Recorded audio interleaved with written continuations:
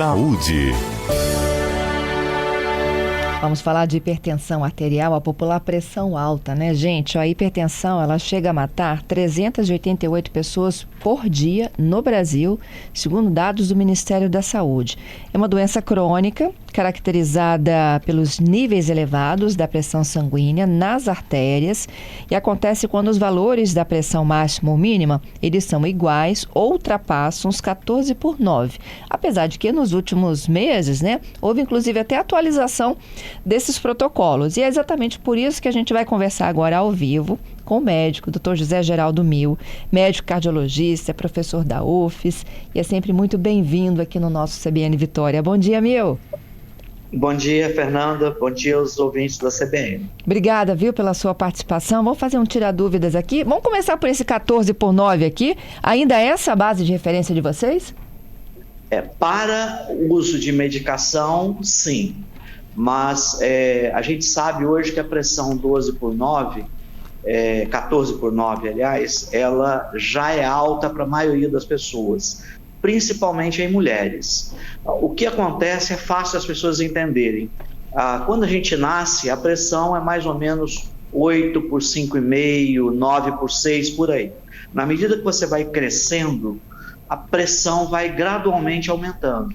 E essa pressão vai atingir, na maior parte das pessoas, um valor em torno de 11/7 ou no máximo 12/8, quando você atinge a idade adulta e o aparelho cardiovascular, digamos, ele adquire o formato do adulto, que é mais ou menos por volta de entre 20 e 25 anos. Então, essa que seria a pressão ideal da gente, a pressão 12/8, ou às vezes até um pouco abaixo de 12/8, principalmente nas mulheres. Então, se uma pessoa já tem pressão de 14/9, é porque já houve um aumento.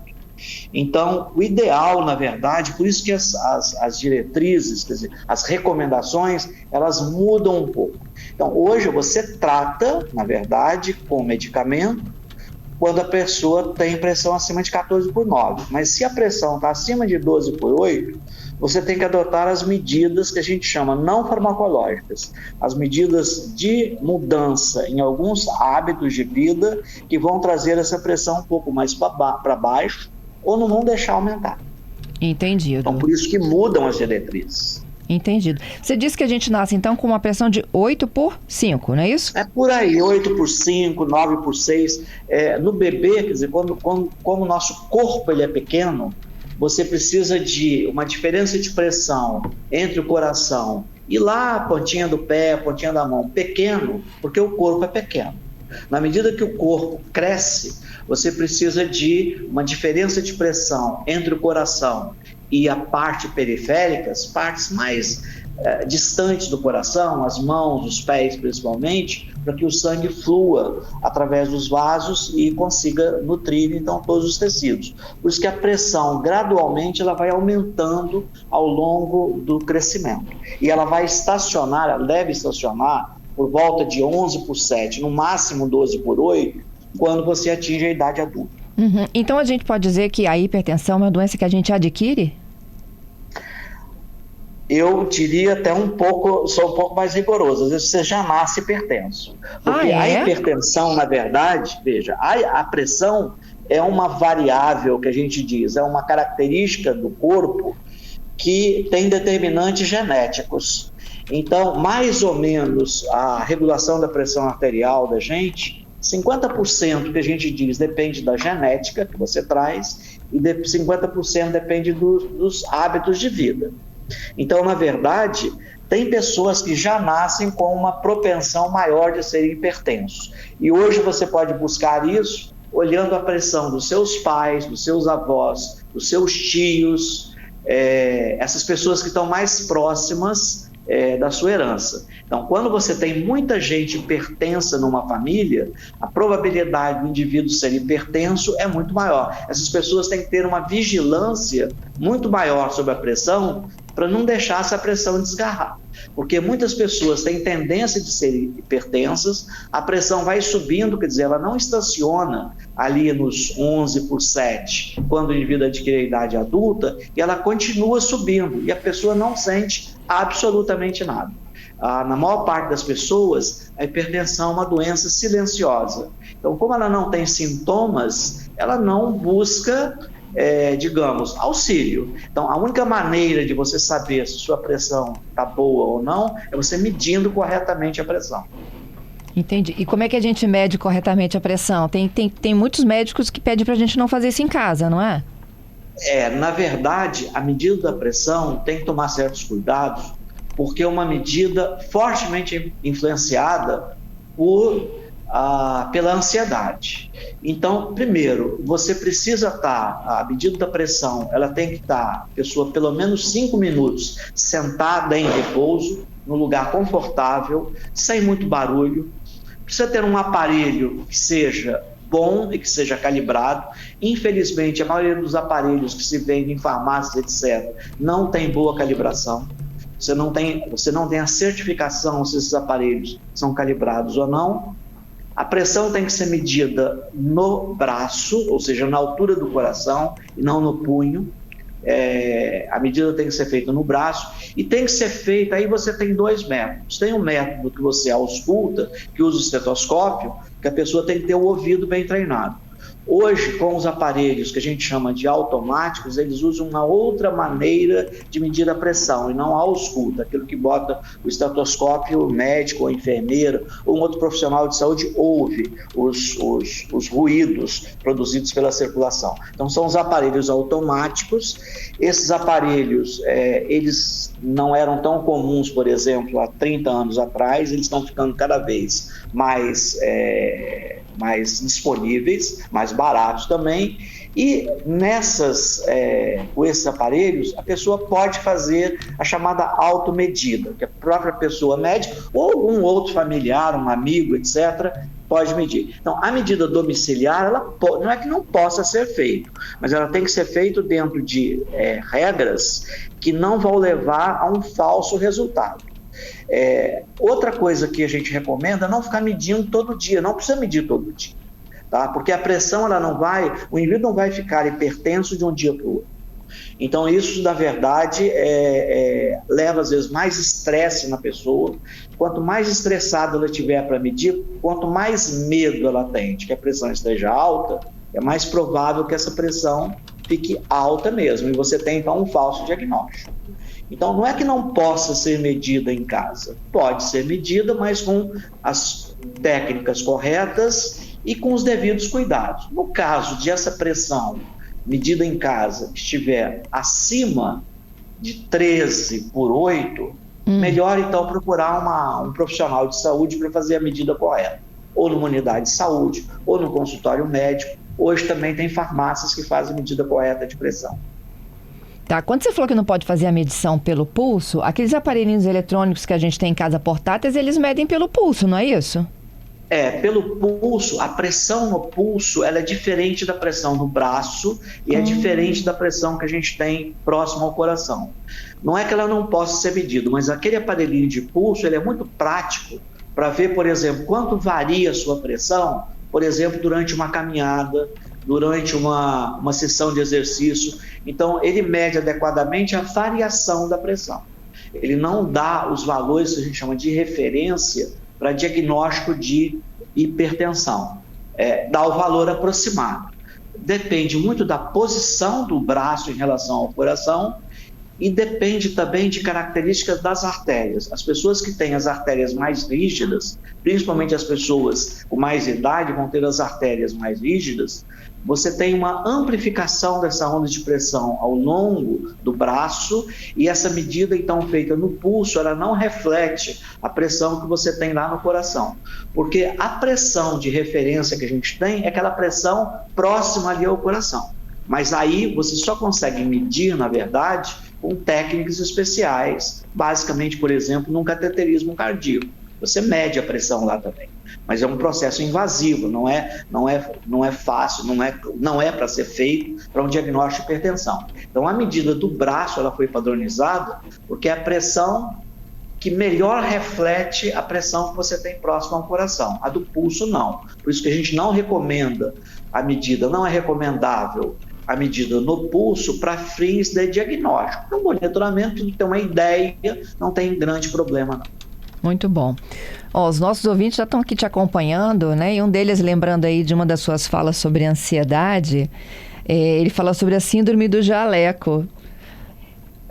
O aparelho de pressão no consultório médico flagra na hora, né? Como a gente fica apreensivo com vocês, né, meu?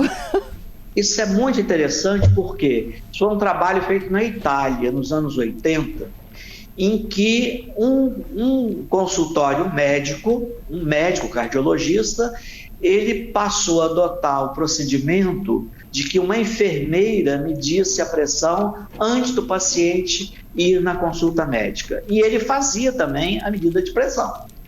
E ele começou a observar que a medida que a enfermeira fazia era sempre a pressão mais baixa. É a ansiedade que o paciente encontra quando está diante de um médico, porque normalmente os pacientes que tratam com o médico e sabem que tem, por exemplo, pressão alta, eles, e às vezes tomam um medicamento ou receberam alguma recomendação específica, quando eles chegam lá, o desejo é que ele receba a notícia que a pressão está normal. Então, isso gera ansiedade, porque o cara vai entrar ali, na hora que ele senta na cadeira, o médico bota o aparelho no braço, todo paciente começa a pensar, será que minha pressão está boa? E isso gera uma ansiedade. Tá? Então, esse médico deu esse nome hipertensão do jaleco branco. O jaleco branco do médico produz estresse nas pessoas e eleva a pressão. Não é muito, mas para fins de diagnóstico é importante. Então, hoje, na verdade, o médico pode medir a pressão sim, mas o ideal, por exemplo, onde existe essa possibilidade, é que a pressão, por exemplo, seja medida numa sala fora do consultório médico, por uma enfermeira ou por outro profissional de saúde, um enfermeiro, que essa pressão se aproxima mais da pressão do cotidiano do paciente, porque esse é um problema. Muitas vezes a medida feita em consultório, ela não reflete a pressão que o paciente tem no dia a dia. Por isso que existem métodos, são mais difíceis de você fazer, mas é chamada a medida ambulatorial da pressão, ou a MAPA. Você coloca o aparelho e a pessoa vai para casa ou vai para o trabalho. Então você vai medir de 20 em 20 ou em 30 em 30 minutos a pressão ao longo de todo o dia, no ambiente normal da pessoa, inclusive quando ela está dormindo. Então esse método, que é chamado monitoramento ambulatorial da pressão, te dá uma ideia muito boa da pressão que você tem à noite. Porque à noite o normal é que sua pressão caia. Todo o corpo da gente repousa à noite quando você dorme. E a pressão também diminui. Então, pelo menos, ela tem que diminuir 10 milímetros de mercúrio em relação à pressão que você tem durante o dia. Tá? Então, esse monitoramento, por exemplo, de 24 horas, ele te dá uma ideia muito grande da variação da pressão arterial durante os ciclos, os diferentes momentos que a gente vive durante o dia, quando você está dormindo, quando você está comendo, quando você está fazendo algum tipo de atividade ou quando você está trabalhando, por exemplo. Então, para pessoas que o médico fica com muita dúvida se o paciente é hipertenso ou não, a monitorização de 24 horas é o padrão ouro, é o método ideal. O ouvinte, o senhor me fala exatamente isso, que ele fica nervoso, né, quando vai fazer a aferição da pressão, sempre na presença de um profissional da área médica. Mas aí, colocaram o mapa nele e deu tudo normal. Então, pronto, era a síndrome mesmo do jaleco branco, né? Isso, exatamente. A gente sabe que mais ou menos 10% das pessoas, você não consegue um bom diagnóstico no consultório. Você precisa desse exame que é mais difícil de ser feito, é mais custoso, mas ele acaba selando o diagnóstico, dando segurança a gente para ver se a pessoa tem hipertensão ou não tem hipertensão. Tá. Com relação à hipertensão, tem uma pergunta legal aqui do Marco, dizendo o seguinte: 12/9, ele foi encaminhado para acompanhamento para medicação. O problema é o 9? O problema é o 9, mas antes de começar a medicação, você tem que ter toda uma rotina de verificar outros parâmetros, que ele está numa hipertensão que eu chamaria limítrofe. Então, nessas situações, a gente precisa trabalhar com qualquer paciente para ver se tem outros fatores que ele pode controlar, sem tomar a medicação, que essa pressão volte aos valores normais. Os mais comuns que a gente tem é obesidade e sobrepeso ou sobrepeso. Então, se a pessoa perder peso, em geral, para cada quilo que você perde, nas pessoas que têm sobrepeso ou obesidade, para cada quilo que você perde, você consegue reduzir 1 milímetro na pressão arterial. Se a pessoa é praticante de atividade física ou não, as pessoas que entram numa rotina de atividade física aeróbica, a pressão cai também, e as questões com os hábitos alimentares. Existem várias estratégias de reduzir consumo de sal, aumentar consumo de potássio, por exemplo, que pode ajudar a diminuir a pressão. Então, nas pessoas que têm essas pressões que estão no limite entre a normotensão e hipertensão, em geral você começa trabalhando nas medidas de cunho geral, entendeu? E reserva a medicação exatamente para aquelas pessoas que você não consegue controlar a pressão com essas medidas gerais. O Júnior está me falando aqui, Mil, que depois da Covid, a pressão dele se alterou completamente. Ele saiu de uma tranquila, 9/6 para 20/12. Tem algum estudo que comprova essa relação? Olha, a Covid, na verdade, levou à alteração de muitas pessoas e essas alterações são as mais variadas possíveis. Distúrbios de sono, queda de cabelo, pessoas, por exemplo, que perderam o olfato ou o paladar durante a pandemia, às vezes por anos eles conservam isso aí.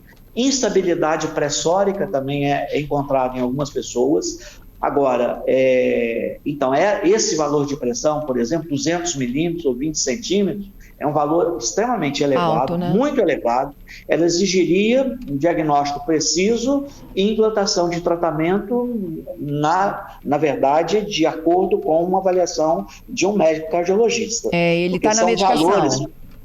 Pressões muito elevadas, os riscos, na verdade, aumentam muito para, por exemplo, o rompimento de uma pequena artéria, rompimento, às vezes, de grande artéria, com os acidentes, por exemplo, acidente vascular encefálico, que é o derrame.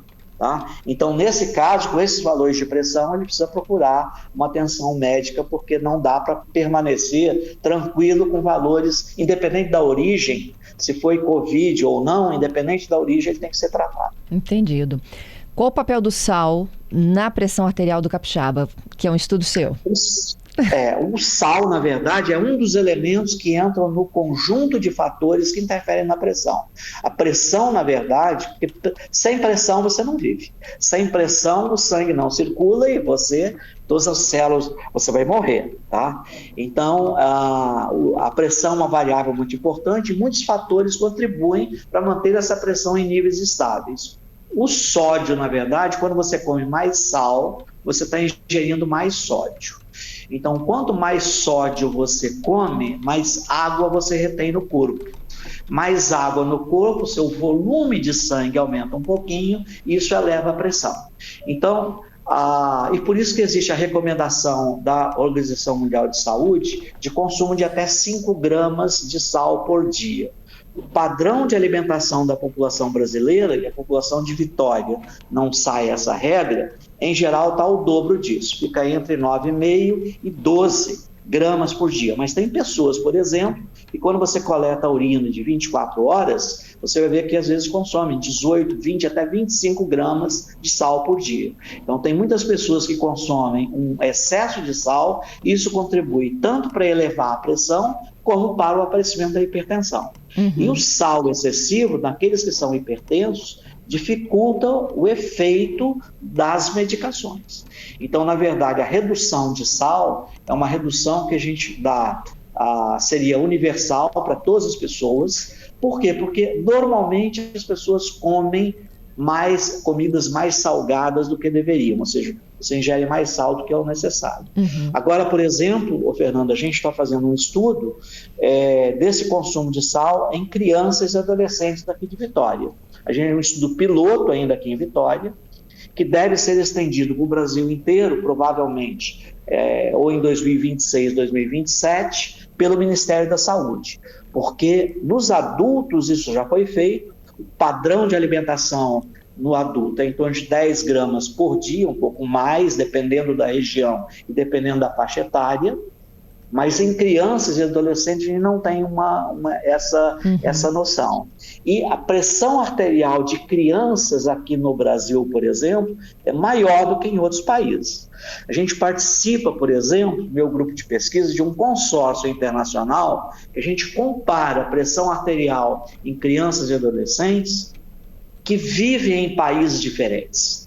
E essa pressão na criança não é hipertensão ainda, é a própria pressão. Mas ela vai subindo, como eu falei, na medida que a criança vai crescendo. Então, esse crescimento se torna maior, essa ascensão, essa subida da pressão, se torna um pouco maior nos países onde o consumo de sal é maior. Entendido. Então, na verdade, as crianças nossas também estão consumindo mais sal, e isso é um ponto muito importante para o governo, por exemplo, as pessoas, mas para o governo, porque, por exemplo, toda a indústria alimentícia voltada para as crianças, por exemplo, deveria ser uma alimentação mais adequada para o padrão de uma criança que está crescendo. E, principalmente, essas coisas que as pessoas comem, né, os salgadinhos, os chips, etc., o conteúdo de sal é enorme. E a gente encontra crianças, por exemplo, que às vezes têm consumo de sal de 12, 15, 18 gramas por dia. Meu Deus. Porque é absolutamente inaceitável, inadequado, né? Não só para a pressão, mas para outros problemas que podem aparecer também. Mil, sempre muito bom conversar contigo, viu? Mil, muito obrigada mais uma vez. Obrigado, estamos sempre à disposição, tá?